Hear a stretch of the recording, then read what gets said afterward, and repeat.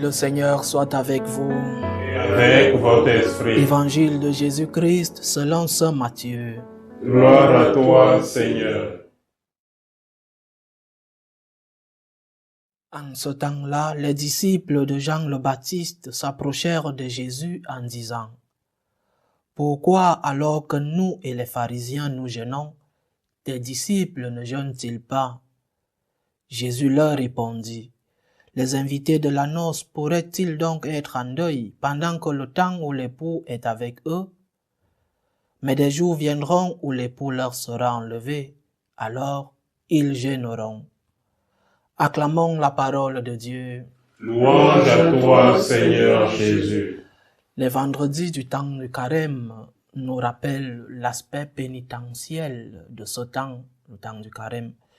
Et aujourd'hui spécialement, la liturgie nous parle du jeûne.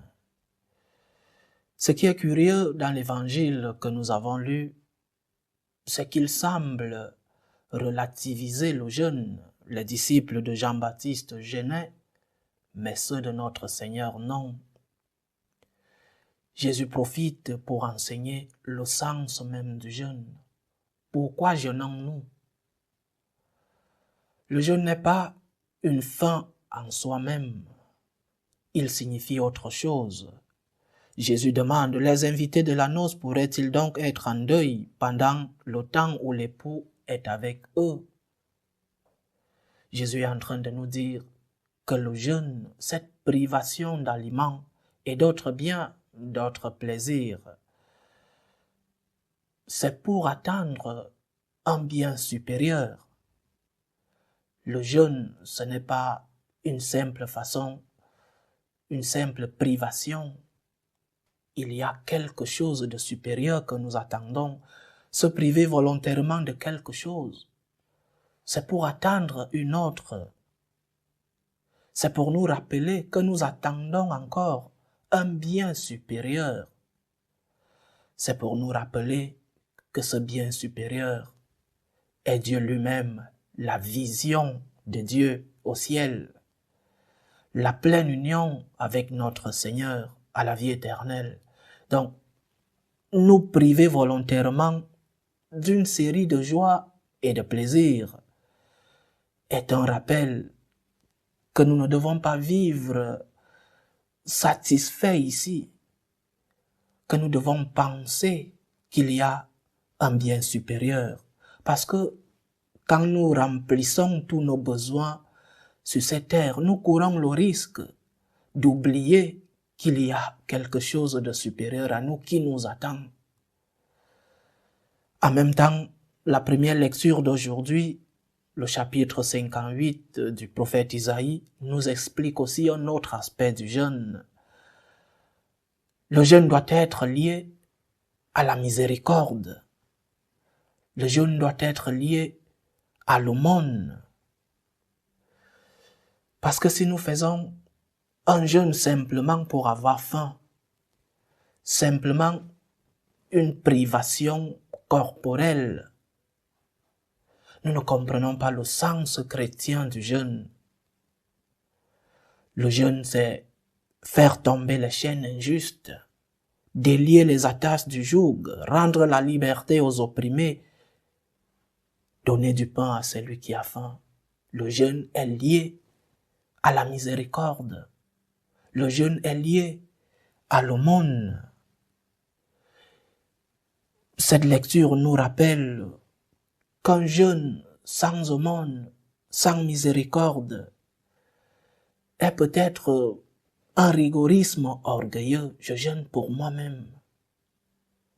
De même qu'une aumône sans jeûne serait donner ce qui nous reste. Je donne ce qui me reste, je donne les miettes qui me restent. Donc, l'aumône et le jeûne doivent s'éclairer mutuellement, doivent se renforcer mutuellement. Ces deux caractéristiques de nos actes pénitentiels en ce temps de carême doivent aller ensemble. Privation et miséricorde, privation et aumône. Je mange pas ceci, pas pour économiser pour moi-même, pas pour le garder pour le manger après, mais pour le partager avec celui qui n'a pas. Je me prive de ceci, pas parce que je vais le reprendre après, mais parce que je le partage avec celui-là qui en a besoin.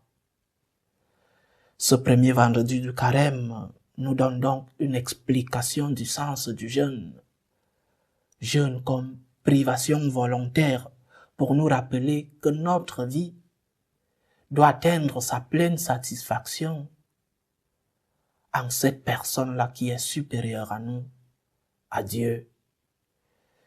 Mais aussi le jeûne comme cette capacitation pour aimer le prochain, s'abandonner à lui en miséricorde, pour que la miséricorde soit la couronne, la culmination de notre jeûne.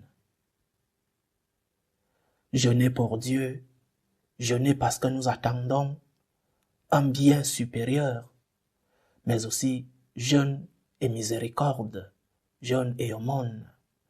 Que le Seigneur nous aide à pouvoir bien orienter nos actes pénitentiels pour que ces actes aient comme fin lui-même qui est Dieu, mais aussi que ces actes nous aident à partager avec ceux-là qui sont autour de nous et qui en ont besoin.